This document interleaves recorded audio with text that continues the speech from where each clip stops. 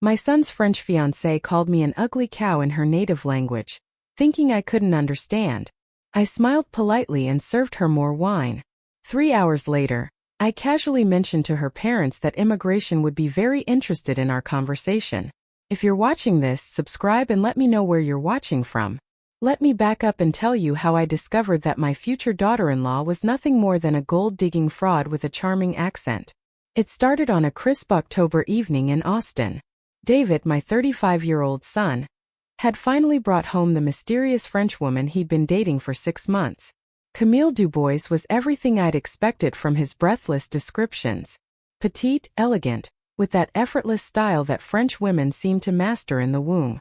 Her English was impeccable, tinged with just enough accent to be charming rather than difficult. "Mrs. Thompson," she said, taking my hands in both of hers. "David has told me so much about you. I'm so excited to finally meet the woman who raised such a wonderful man." I warmed to her immediately. After David's string of vapid girlfriends who couldn't be bothered to remember my name, Camille's genuine interest in our family history felt like a blessing.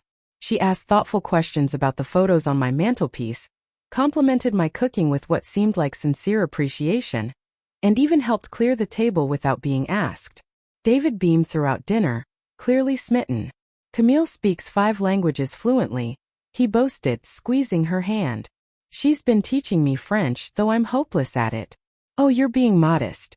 Camille laughed, her eyes twinkling. "His pronunciation is, how do you say endearing?" We all laughed, and I found myself thinking that David had finally found someone worthy of him. Someone with substance, intelligence, and genuine warmth. Someone who might actually stick around long enough for me to get attached to. That feeling lasted exactly 47 minutes. After dinner, David excused himself to take an important work call. I was in the kitchen loading the dishwasher when Camille's phone rang. She answered in rapid French, her voice carrying from the living room with the casual assumption that comes from believing you're speaking a private language. Here's the thing about assumptions. They can make you sloppy. I spent 4 years of my youth in Lyon working as an au pair to pay for college. My French might be rusty, but it's far from dead. And what I heard in those next few minutes made my blood run cold. "Oui, mama. She seems harmless enough." Camille was saying old, clearly desperate to keep her son happy. "She'll be easy to manage once we're married." I froze, a dinner plate suspended halfway between the table and the dishwasher. The house is lovely, bigger than David described, and yes, there are definitely family assets to consider. She mentioned his father left them very comfortable. Her laugh was musical, cold. "Don't worry, I've already started working on the inheritance angle. Americans are so sentimental about family legacy."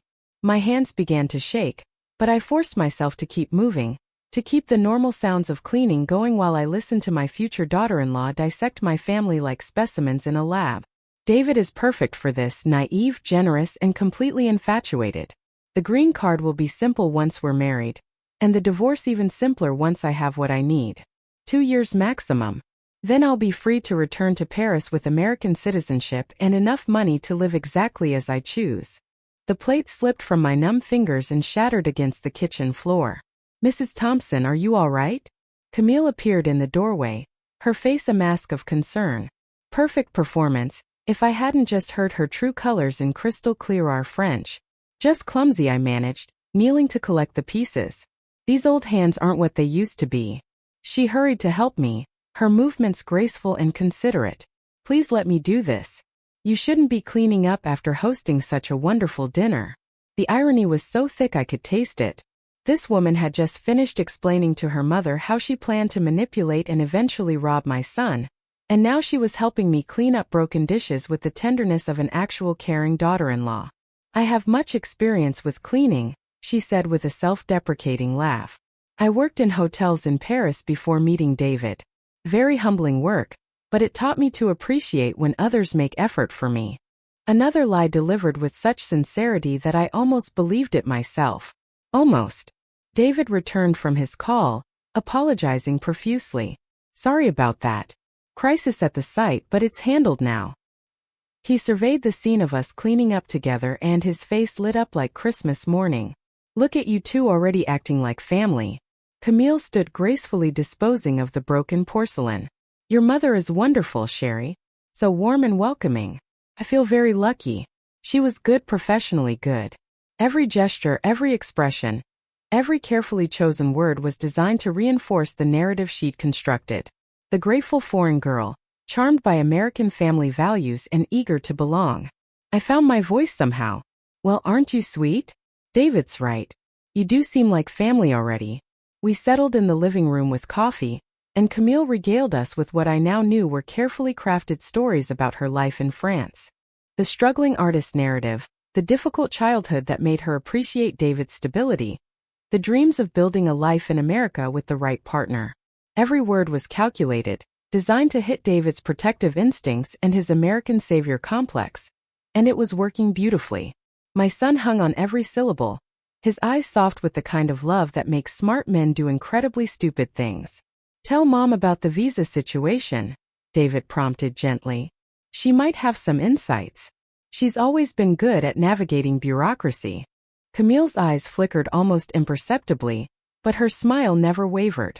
Oh, it's complicated but not urgent. The tourist visa is good for several more months, and David has been helping me understand the process for more permanent arrangements. The pause was perfectly timed, allowing David to fill in the romantic implications without her having to lie outright. Masterful. We're thinking about engagement soon, David said, reaching for her hand. Once Camille settled and comfortable with the idea of staying permanently, I said, proud of how steady my voice sounded. When you know, I suppose. Camille ducked her head modestly. I never expected to find someone like David. Sometimes the heart surprises us. None. Oh, the heart had definitely been surprised tonight, just not in the way she meant. As the evening wound down and David walked Camille to her car, I stood at the window watching them embrace. She was saying something that made him laugh, probably spinning another beautiful lie about their future together. He looked so happy, so hopeful, so completely unaware that the woman in his arms saw him as nothing more than a stepping stone to American citizenship and whatever money she could extract from our family.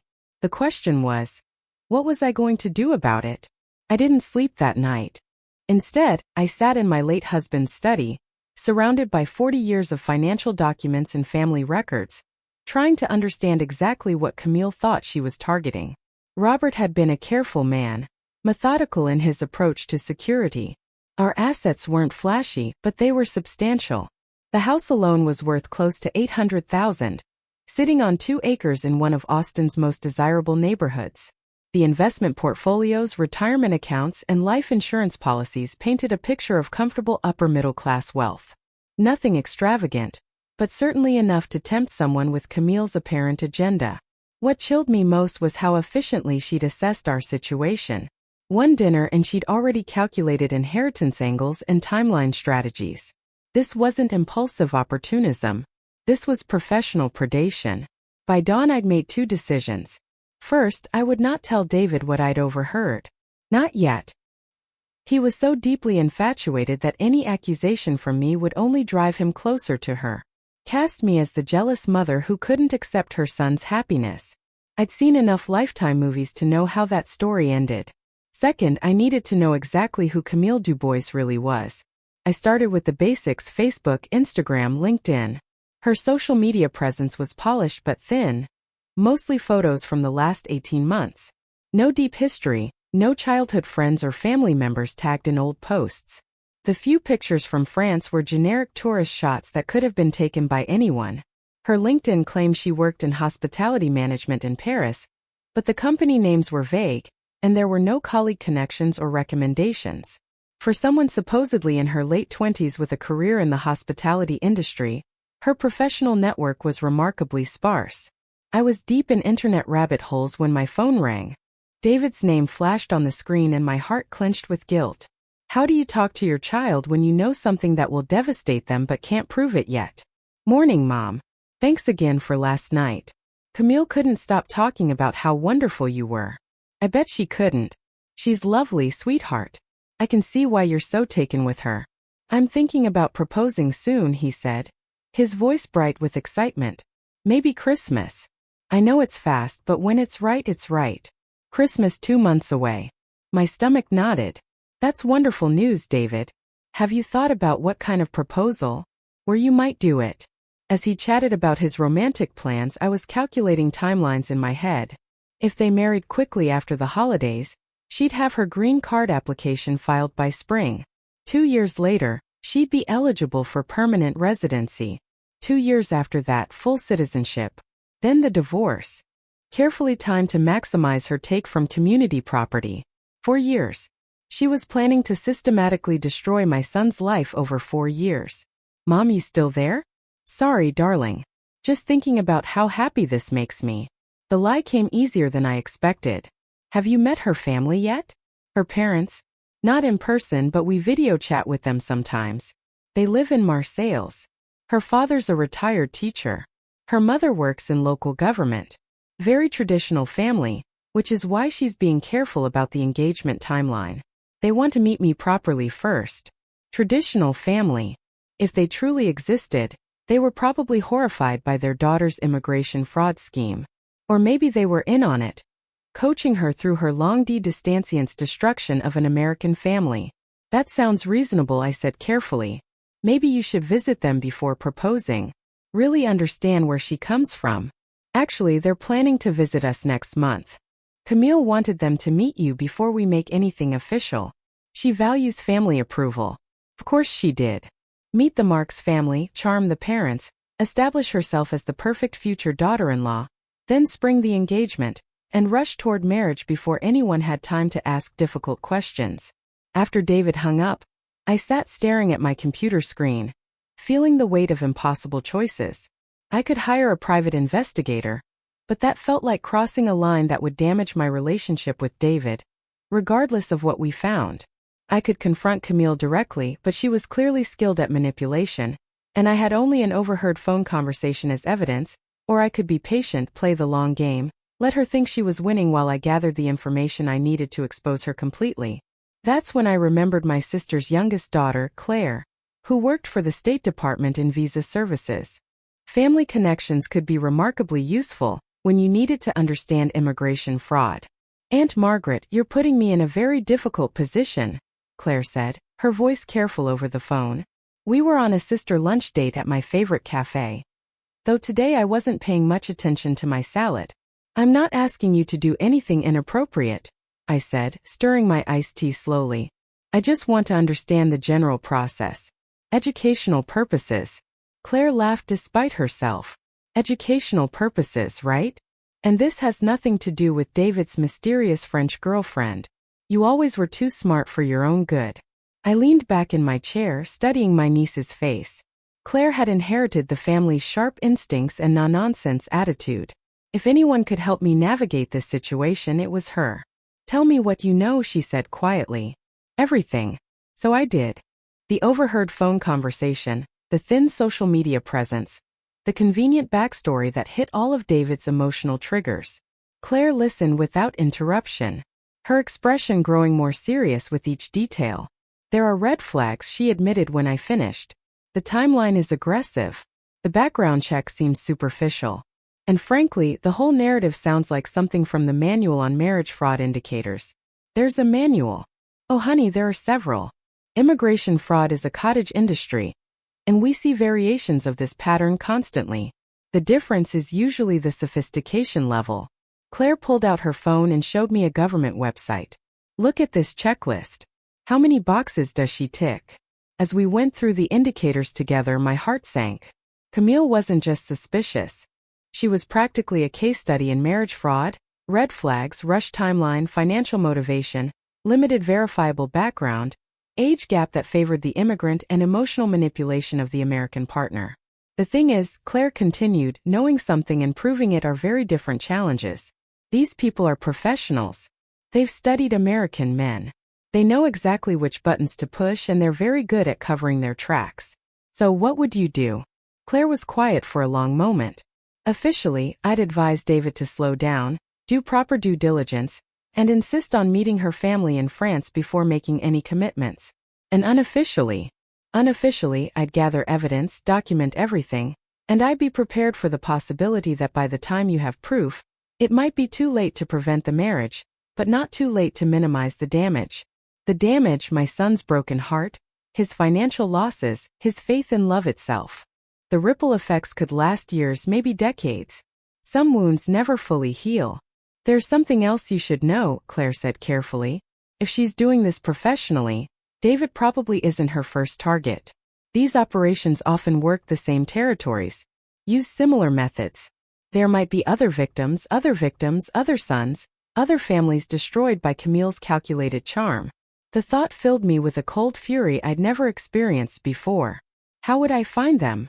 Very carefully, Claire warned, and completely legally. But if there are patterns of behavior, they leave traces.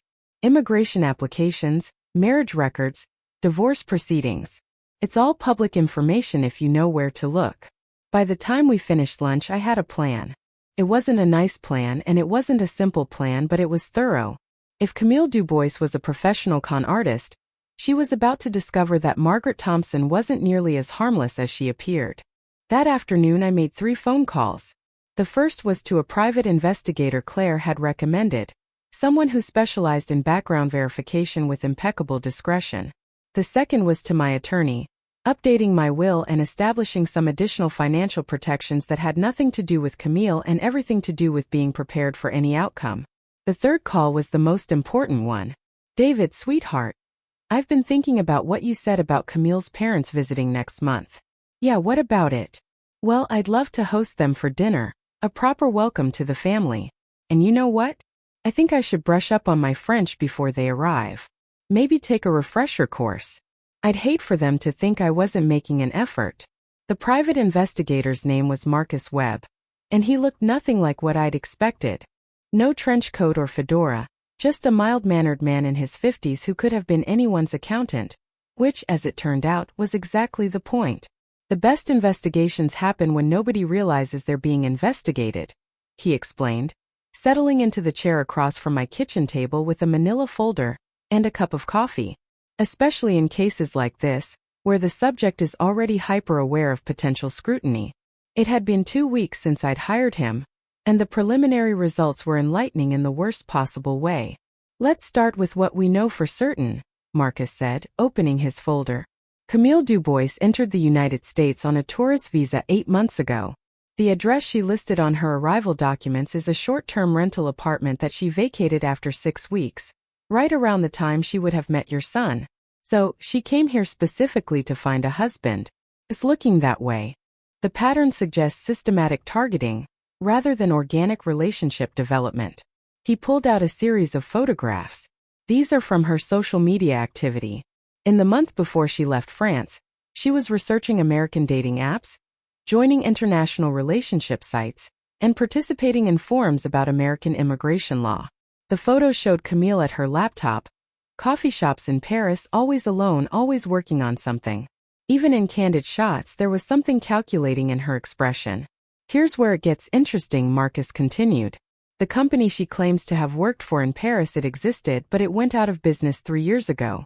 The references she provided David are fake. The phone numbers redirect to a voice service that plays pre-recorded messages. My coffee grew cold as Marcus laid out the evidence of Camille's deception. Fabricated employment history. No verifiable address in France for the past 2 years.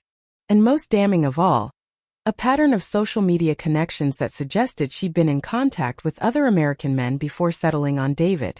There's more, he said quietly. I found evidence of at least 2 previous attempts at marriage-based immigration fraud.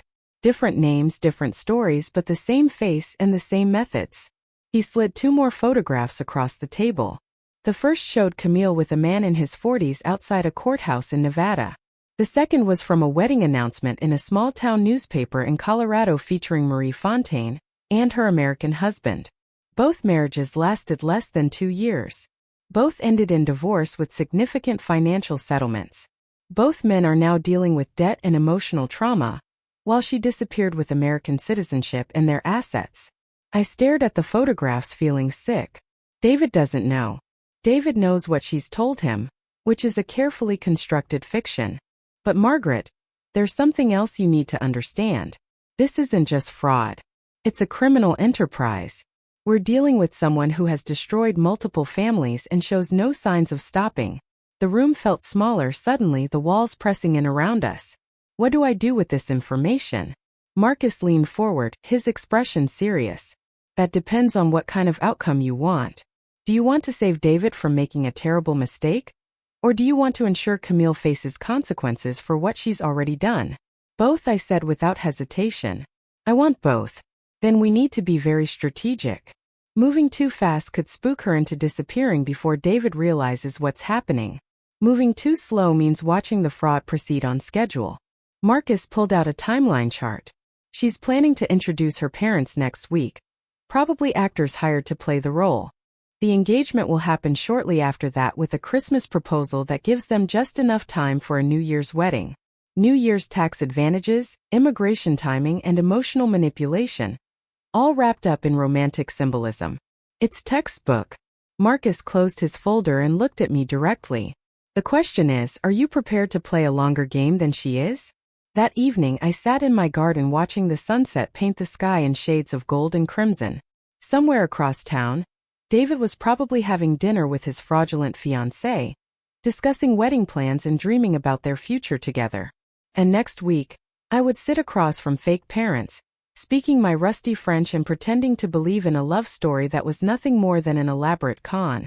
But Camille Dubois had made one crucial mistake in targeting our family. She'd assumed that a 64-year-old widow would be easy to fool, too polite to question, too grateful for her son's happiness to look too closely at its source. She was about to learn that assumption could be very dangerous indeed. The doorbell rang at precisely 6 o'clock, and I smoothed my dress one final time before answering. Camille stood on my porch, flanked by an elegant older couple who could have been cast by central casting for sophisticated French parents. "Mrs. Thompson," Camille said, her smile bright and seemingly genuine. "I would like you to meet my parents, Henri and Margot Dubois." Pry stepped forward with old-world courtesy, taking my hand and kissing it lightly. "Madame Thompson, we are so honored to meet the mother of the man who has captured our daughter's heart." His French accent was perfect, his mannerisms exactly what you'd expect from a retired teacher from Marseilles. Margot embraced me warmly, smelling of expensive perfume and speaking in rapid, enthusiastic French about how wonderful it was to finally meet me. They were good, professional level good. "Please come in," I said in my deliberately rusty French. "I apologize for my poor pronunciation. It's been many years since I spoke your beautiful language." The effect was immediate and telling. Camille's eyes flickered with something that might have been concern while her fake parents exchanged the briefest of glances. They hadn't expected me to speak French at all, let alone catch their authentic accents that were distinctly Parisian rather than Marseilles. David arrived as we were settling in the living room, bringing wine and flowers and practically glowing with happiness. "Aren't they wonderful, Mom? I feel like I've gained a whole new family." As the evening progressed, I played my part perfectly. The charmed future in-law delighted with these lovely people, asking gentle questions about their life in France, and expressing how happy I was that David had found such a wonderful woman with such a strong family foundation. But I was also listening, really listening. And what I heard confirmed every suspicion Marcus Webb had raised. Henry's stories about his teaching career were generic and vague, the kind of details anyone could fabricate from internet research. Margot's descriptions of her government work contradicted themselves within the same conversation. Most telling of all, when they spoke to each other in French, thinking I couldn't follow their casual conversation revealed knowledge and references that belonged to Paris, not Marseilles. "Pass the salt, would you?" Margot said in French to Hry. "This American food is so bland." "At least the wine is decent," Ori replied. Also in French, though I miss proper cheese. "These Americans have no palate." Meanwhile, in English, they were praising my cooking and expressing delight at experiencing authentic American hospitality.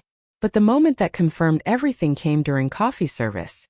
David had stepped into the kitchen to help me serve dessert when Camille spoke quietly to her fake parents in rapid French.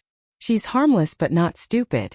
Keep the details consistent and don't get too comfortable. We're almost at the finish line." "The son is completely hooked," Henry replied. "When do you want to do the proposal timeline?" "Next week. Christmas Eve engagement, New Year's wedding. Emotional timing that makes it hard for anyone to object." They thought they were speaking privately. They thought their secret was safe. They had no idea that the harmless American widow serving them coffee and homemade apple pie understood every calculated word. As the evening wound down and they prepared to leave, Margot took my hands warmly. We are so grateful that our Camille found David and through him. Your family is everything. Don't you agree? Oh, absolutely, I said, smiling serenely. Family is the most important thing in the world. We'd do anything to protect the people we love. After they left, David lingered, helping me clean up and bubbling over with excitement about his future in-laws. They're amazing, aren't they? So warm and genuine. I can see where Camille gets her character. They're certainly impressive, I agreed. Very polished. I'm thinking about proposing next week, he said, his voice soft with nervous excitement. Christmas Eve like in the movies. What do you think? I turned away, ostensibly to load the dishwasher, but really to hide the expression on my face. I think she's a very lucky woman to have found you, sweetheart. What I was really thinking was that Camille Dubois had just made her second crucial mistake. The first was underestimating me. The second was revealing her timeline while I was still in a position to destroy it. Christmas Eve was 8 days away. She had 8 days to believe she was winning. I had 8 days to ensure she lost everything. That night I called Marcus Webb with 3 words. Accelerate the timeline. Marcus Webb arrived at my house the next morning with a briefcase full of evidence and a plan that was both elegant and ruthless. We move tomorrow, he said, spreading documents across my dining room table. Christmas Eve, just before David's planned proposal. Maximum emotional impact, minimum escape opportunities. The evidence was devastating. Bank records showing wire transfers from Camille's previous victims, immigration documents with 3 different identities, photographs of her with other men, other families she'd destroyed. Most damning of all, recorded phone conversations between Camille and her real handler.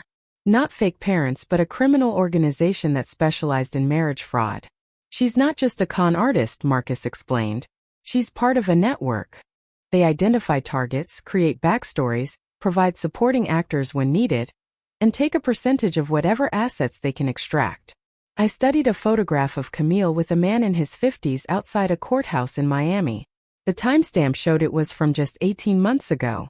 How many families has she destroyed that we can prove? 7. But the pattern suggests more. Marcus pulled out a financial analysis that made my stomach turn. Conservative estimate. She's stolen over $2 million from American men in the past 5 years. $2 million, 7 families. And David was supposed to be number 8. Here's what we're going to do, Marcus continued. Tomorrow evening, when David brings Camille here for Christmas Eve dinner before the proposal, we're going to have some unexpected guests. The plan was perfect in its simplicity. Agent Sarah Chun from Immigration and Customs Enforcement would arrive during dinner, ostensibly for a routine follow-up on Camille's visa status. What she'd actually be doing was arresting Camille for immigration fraud, based on the evidence Marcus had compiled. The timing is crucial, Marcus warned. Too early and she might run. Too late and David gets engaged to someone who's about to be arrested. We need to thread the needle perfectly. That afternoon, I went through the motions of Christmas Eve preparation like an actor rehearsing for the performance of her life. Cooking David's favorite meal, setting the table with my grandmother's china, wrapping presents that would never be opened. Every domestic detail felt surreal knowing what was coming. David called around 4, his voice bright with nervous excitement. Mom will be there at 6 o'clock. I'm going to propose after dinner just like we planned. I've got the ring and everything. The ring. My grandmother's engagement ring passed down through 3 generations of Thompson women, now about to be offered to a criminal who saw David as nothing more than a paycheck. That sounds perfect, sweetheart, I managed. I can't wait to celebrate with you both. At 5:45 my doorbell rang. Agent Chun stood on my porch in professional attire that could pass for dinner party appropriate. She was younger than I'd expected, with kind eyes that turned steely when she discussed Camille's crimes. Well, wait until after the main course, she said quietly. Let her get comfortable. Think she's safe. Then I'll present my credentials and place her under arrest. What about David? He's going to be hurt and angry, probably at you initially for not telling him sooner, but he'll understand eventually. The alternative is watching her destroy him financially and emotionally over the next 2 years. At exactly 6 o'clock, David's car pulled into my driveway. Through the window, I watched him take Camille's hand, probably giving her last-minute reassurance about the proposal timing. She looked radiant, confident, completely unaware that her criminal career was about to end in my dining room. "Showtime," Agent Chen said softly. "Mrs. Thompson, dinner smells absolutely wonderful," Camille said as they entered, kissing my cheeks in the French style. She was wearing an elegant red dress that probably cost more than most people's monthly rent, and she looked every inch the sophisticated European woman about to become an American bride. David was practically vibrating with nervous energy, patting his jacket pocket where the ring box created a telltale bulge. "Mom, I think this might be our best Christmas Eve ever." If only he knew. Agent Chan had positioned herself in the living room, pretending to read a magazine I'd strategically placed there. To David and Camille, she looked like any family friend who'd stopped by for the holidays. "Who's your guest?" David asked, glancing toward the living room. "Oh, that's Sarah, my neighbor's niece," I said smoothly. "She's visiting for the holidays and didn't have anywhere to go tonight. I hope you don't mind that I invited her to join us." Camille's smile never wavered, but I caught the flicker of calculation in her eyes. An unexpected witness to the proposal wasn't ideal, but it wasn't alarming either. Just another detail to manage in her carefully orchestrated evening. Dinner conversation flowed like a well-rehearsed play. David talked about his work, his plans for the new year, his excitement about building a life with Camille. She responded with perfect warmth, asking thoughtful questions and making gentle jokes that had him laughing and falling deeper under her spell with every passing moment. Meanwhile, Agent Chan made small talk about her job in government consulting and complimented Camille's accent, dress, and charming stories about France. To anyone watching, it looked like a lovely family dinner with a delightful addition to the guest list. But I was watching Camille carefully, and as the evening progressed, I noticed subtle changes in her behavior. The way her eyes occasionally darted to Agent Chan when she thought no one was looking, the slight tension in her shoulders when Agent Chan asked casual questions about her background, the almost imperceptible pause before she answered questions about her visa status. Professional criminals develop instincts about law enforcement, and something about Agent Chan was triggering Camille's internal warning system. She couldn't identify the threat yet, but she sensed danger. "This has been lovely," Camille said as we finished the main course. "But perhaps we should think about heading home soon. It's getting late." David looked confused. "But we haven't had dessert yet, and I thought we might exchange gifts." "Of course," Camille said quickly, her smile brightening. "I'm just thinking about the drive home in this weather." There was no weather. It was a clear, calm December evening, but she wanted to leave, and she wanted to leave now. Agent Chen stood up casually. "Actually, before anyone goes anywhere, I should probably introduce myself properly." She pulled out her credentials, her voice taking on official authority. "Agent Sarah Chan, Immigration and Customs Enforcement. Miss Dubois, I need to speak with you about some discrepancies in your visa documentation." The transformation in Camille was instantaneous and chilling. The warm, charming woman vanished, replaced by someone cold and calculating. Her accent disappeared entirely, revealing perfectly American English underneath. "I don't know what you're talking about," she said evenly. "My documentation is completely in order." David was staring back and forth between them, his face a mask of confusion. "What's going on? What discrepancies?" Agent Chun pulled out her phone and showed him the photographs Marcus had compiled. "Mr. Thompson, the woman you know as Camille Dubois, is actually named Christina Marsh. She's wanted for immigration fraud, identity theft, and multiple counts of marriage fraud across 7 states." The ring box fell from David's suddenly nerveless fingers, hitting the hardwood floor with a sound like breaking dreams. The silence that followed Agent Chen's revelation lasted exactly 4 seconds. Then David exploded. "What the hell is this?"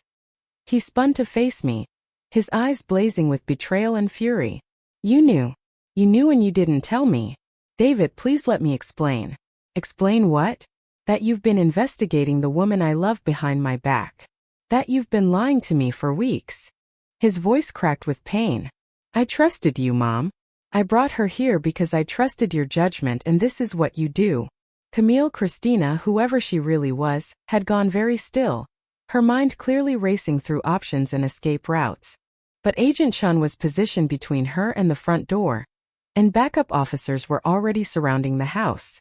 "Mr. Thompson," Agent Chun said gently, I know this is shocking, but your mother likely saved you from years of financial and emotional devastation. The woman you know as Camille has defrauded 7 other men out of nearly $2 million. David shook his head violently.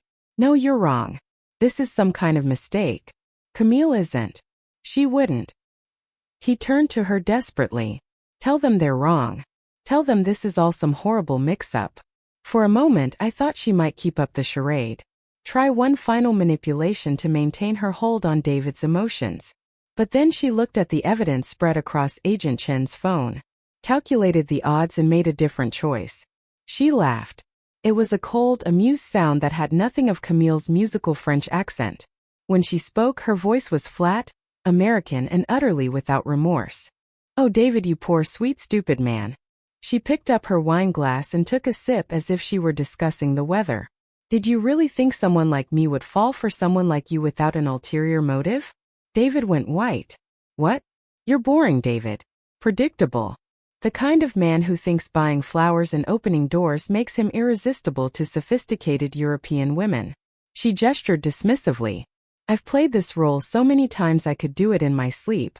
Vulnerable foreign girl, charmed by American stability, grateful for protection and security. It works every single time. The cruelty was breathtaking. She wasn't just confessing. She was destroying him for sport. The accent, the stories about France, the whole romantic narrative, all of it was research and performance. I spent 3 weeks studying your social media, your interests, your psychological profile before I ever approached you at that coffee shop. She smiled coldly. Did you think it was coincidence that I was reading your favorite book when we met? David sat down heavily, like his legs could no longer support him. The book you said it was recommended by a friend. Amazon reviews and customer purchase patterns. I bought 5 books I knew would appeal to lonely divorced men in their 30s looking for intellectual connection. She shrugged. Yours was the easiest mark in the coffee shop that day. Agent Chen moved closer, handcuffs ready. Christina Marsh, you're under arrest for immigration fraud, identity theft, and conspiracy to commit marriage fraud. But Christina wasn't done with her performance. She looked directly at me, her eyes filled with genuine hatred. You think you've won something, old woman? You've destroyed your relationship with your son to stop something that was always going to end anyway. I would have divorced him in 2 years, taken my cut, and disappeared. Now he'll spend the rest of his life wondering if every woman who shows interest in him is just another con artist. She turned back to David, who was staring at her like she was a stranger, which of course she was. Your mother didn't save you, David. She just ensured that you'll never trust love again. Agent Chen led Christina away in handcuffs, but not before one final revelation that changed everything I thought I understood about the situation. Wait, Christina called out as they reached the front door. Don't you want to know about the real Camille Dubois? Agent Chen paused. What about her? Christina's smile was vicious. She's real. 28 years old. Lives in Marseille with her parents, works in hotel management just like I claimed. I studied her social media for months. Stole her identity piece by piece. Built my cover story around her actual life. My blood went cold. What are you saying? I'm saying there's a real woman in France who has no idea her identity was stolen, who might be getting visits from American immigration officials asking questions about her fictional boyfriend and his family. Christina's eyes glittered with malice. I'm saying your investigation might have just destroyed an innocent person's life along with your son's. The front door closed behind them, leaving David and me alone in the wreckage of Christmas Eve dinner. He sat motionless at the dining room table, staring at the scattered evidence of his shattered fairy tale. Is it true? He asked quietly. What she said about the real Camille? I sank into the chair across from him, suddenly feeling every one of my 64 years. I don't know, Marcus, the investigator I hired. He'll have to look into it. Marcus. David's voice was flat. How long have you known? 3 weeks since the night she called me an ugly cow in French, thinking I couldn't understand her. For the first time since Agent Chen had revealed the truth, David looked directly at me. She called you what? She was on the phone with someone speaking French, explaining how she was going to manipulate you into marriage and then divorce you for money and citizenship. I heard everything. David was quiet for a long moment. Then, unexpectedly, he laughed. It was a bitter sound, but not entirely humorless. An ugly cow. That's actually pretty accurate considering how she played me. David, no. She's right about one thing. I don't know if I'll ever trust anyone again. He stood up, moving to the window where he could see Agent Chen's car driving away. 3 weeks, Mom. You knew for 3 weeks that the woman I loved was planning to destroy my life. And you didn't tell me. You wouldn't have believed me. Maybe not, but you could have tried. He turned back to me, and I saw something in his eyes I'd never seen before. Disappointment so deep it looked like grief. Instead, you orchestrated this whole evening. Let me make a fool of myself. Let me get excited about proposing. Let me bring her into our family home for one final performance before you brought it all crashing down. He was right and we both knew it. I could have handled this differently. Found a way to warn him, to protect him from the public humiliation of being arrested in front of the woman who'd been systematically destroying his life. I was trying to protect you, I said weakly. By lying to me, by investigating behind my back, by treating me like I was too stupid to handle the truth. David picked up the ring box from the floor, staring at it like it was something toxic. This was Grandma's ring. Yes, she would have worn it, taken it with her when she divorced me. Grandma's ring would have ended up in some pawn shop or sold online to fund her next con. The thought hadn't occurred to me, but it hit like a physical blow. For generations of family history reduced to criminal profit. David pocketed the ring box and headed for the door. I need some time to process this. David, wait. I love you, Mom, but I can't be around you right now. Every time I look at you, I'm going to think about how you didn't trust me enough to tell me the truth. The door closed quietly behind him, leaving me alone with the remains of Christmas Eve dinner, and the weight of choices that had been both completely right and utterly devastating. But Christina had made one final mistake in her parting shot. She'd revealed the existence of the real Camille Dubois, which meant there was still one more chapter to this story. One more chance to find something redemptive in the wreckage. That night I called Marcus Webb with new instructions. Find the real Camille and find out how to make this right.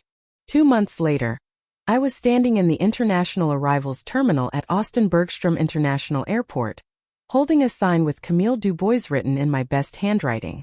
The real Camille Dubois was exactly as Christina had described her, 28, petite, with the kind of effortless French style that can't be faked. But where Christina had been calculating and cold underneath her charm, the real Camille radiated genuine warmth. Mrs. Thompson? She asked in accented English, approaching cautiously. I am Camille. The real one, I think. I couldn't help smiling. Yes, you're definitely the real one. Thank you for coming. What had started as damage control had evolved into something much more meaningful. Marcus' investigation had revealed that Christina's identity theft had indeed caused problems for the real Camille. French authorities had questioned her about her fictional American boyfriend. Her bank accounts had been frozen pending investigation, and her reputation in her small community had been damaged by association with international fraud. But more than that, we discovered that Camille was dealing with her own family crisis. Her mother was battling cancer, and the medical bills were threatening to bankrupt the family. The money I'd offered to bring her to Austin for a face-to-face explanation had been gratefully accepted as a chance to earn additional income during a desperate time. I still don't understand, Camille said as we walked toward my car. Why would someone pretend to be me? My life is not so interesting. It was perfect for her purposes, I explained. Real enough to be verifiable, ordinary enough not to raise suspicions. She studied your social media, learned about your work, your family, your interests, and then used all of that to create a cover story. Over the next 3 days, I got to know the woman my son should have met instead of the criminal who had nearly destroyed his life. Camille was funny, intelligent, and refreshingly honest about her own struggles and dreams. She was also nursing a broken heart, a relationship that had ended badly 6 months earlier with a man who'd been cheating on her with her best friend. It is strange, she said on her second evening as we sat in my garden sharing a bottle of wine. This woman, she stole my name, my history, even my heartbreak to make her story more believable. It feels like being robbed of yourself. I'm sorry, I said. If I had known there was a real person behind the identity, you would have done the same thing, Camille said firmly. You protected your son. That is what mothers do. David had agreed to meet her on her final day in Austin. He was still barely speaking to me, But his curiosity about the real person behind Christina's lies had eventually overcome his anger. They met at the same coffee shop where Christina had first approached him, a detail that I found both poetic and slightly heartbreaking. I watched from across the street as they talked for nearly 2 hours, their body language shifting from awkward formality to genuine interest. When David brought her back to the house afterward, something had changed in both of them. "She's nothing like her," he said quietly to me while Camille was in the bathroom. Everything that felt artificial about Christina, the two perfect answers, the way she always said exactly what I wanted to hear. Camille is the opposite. She's real. What does that mean? It means I'm going to drive her to the airport tomorrow, and then I'm going to think very carefully about what I want to do next. What David decided to do next was surprising to everyone, including himself. 3 weeks after Camille returned to France, he booked a flight to Marseilles. Not for romance, he insisted, but to see for himself the life Christina had stolen and twisted into her fictional narrative. He came back 2 weeks later with a new perspective on trust, love, and the difference between falling for a fantasy and connecting with a real person. "I'm not ready for anything serious," he told me over dinner at my house, the first meal we'd shared since Christmas Eve. "But Camille and I are going to stay in touch, maybe visit back and forth, see what develops naturally." "And us?" I asked. "Are we okay?" David was quiet for a moment. "You were right to investigate her. You were right to stop the fraud, but you were wrong not to trust me with the truth. If we're going to rebuild our relationship, it has to be based on honesty. Even when honesty is difficult, I understand. Do you? Because if Camille and I do develop something real, if she eventually moves here or I move there, I need to know you'll respect our choices. Even if you disagree with them." "I promise," I said, and meant it. 6 months later, I received a wedding invitation written in elegant French script. David and Camille had decided to marry in a small ceremony in Provence, surrounded by olive groves and the kind of authentic French countryside that Christina had only pretended to know. As I RSVP'd yes with excitement, I reflected on the strange journey that had brought us all here. Sometimes the worst deceptions lead to the most honest connections. Sometimes protecting someone means letting them make their own mistakes. And sometimes when you think you're saving one story, you're actually beginning a completely different one. The real Camille Dubois was nothing like her imposter. And that turned out to be exactly what my son needed to learn to trust love again. Thanks for listening. Don't forget to subscribe and feel free to share your story in the comments. Your voice matters.